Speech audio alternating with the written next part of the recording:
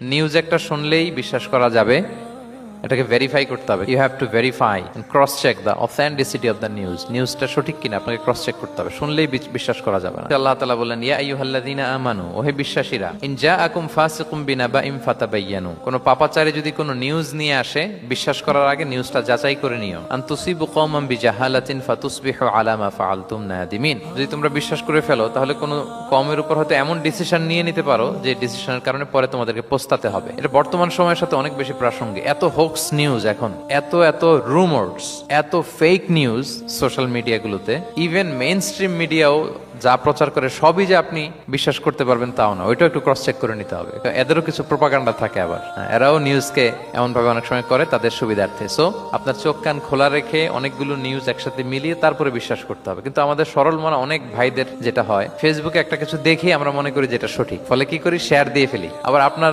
বন্ধুরা শেয়ার দেয়, ফলে মুহূর্তে একটা রুমর, একটা গুজব ছড়িয়ে পড়ে সমাজে, কিন্তু আদতে এটার সাথে কোনো মিলই নাই বাস্তবতা। ইসলাম কত সুন্দর একটা নিউজকে ভেরিফাই করার জন্য আমাদের নির্দেশ দিয়েছে। ফাতাবায়ানু মানে ক্রস চেক করো, যত মেইন স্ট্রিম মিডিয়া হোক। ওটা শুনলে আপনি আরো আপনার সোর্স থেকে আপনি একটু জানবেন, এরপরে আপনি বিশ্বাস করবেন। আপনি কি জানেন যে একটা কথা শুনেই ক্রস চেক না করে অ্যাকশনে যাওয়াতে কত পরিবার ভেঙে যায়, কত সম্পর্ক ভেঙে যায়? আমাদের মধ্যে প্রবণতা আছে। আপনার ছেলের ব্যাপারে একজন একটা কথা বললো, এসেই ছেলের মারপিট, জিজ্ঞেস করেন না এটা। আপনার মেয়ের ব্যাপারে একজন এসে একটা বাজে কথা বলছে, এসেই আপনি মেয়ের সাথে খারাপ আচরণ। আপনার ওয়াইফের ব্যাপারে একজন বললো আর কি, যে ভাই আপনি এখানে, ভাবিকে তো দেখলাম ওইখানে আরেকজনের সাথে, আপনি এসেই আপনার স্ত্রীর উপর চড়াও অথবা গায়ে হাত তুললেন। তো হতে পারে যে ওই ভদ্রলোক অন্য কোনো মহিলাকে দেখেছে যে দেখতে আপনার স্ত্রীর মতো, এরকম হতে পারে কি পারে না বলেন?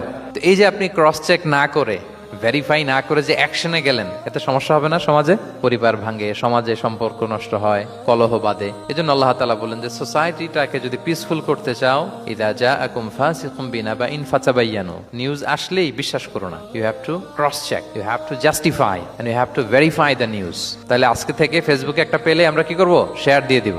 কি শেয়ার দিবেন না? কি করব?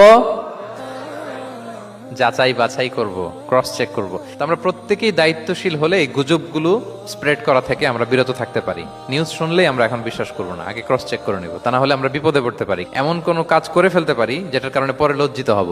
তো আমরা আগে থেকেই সাবধান হয়ে যাই।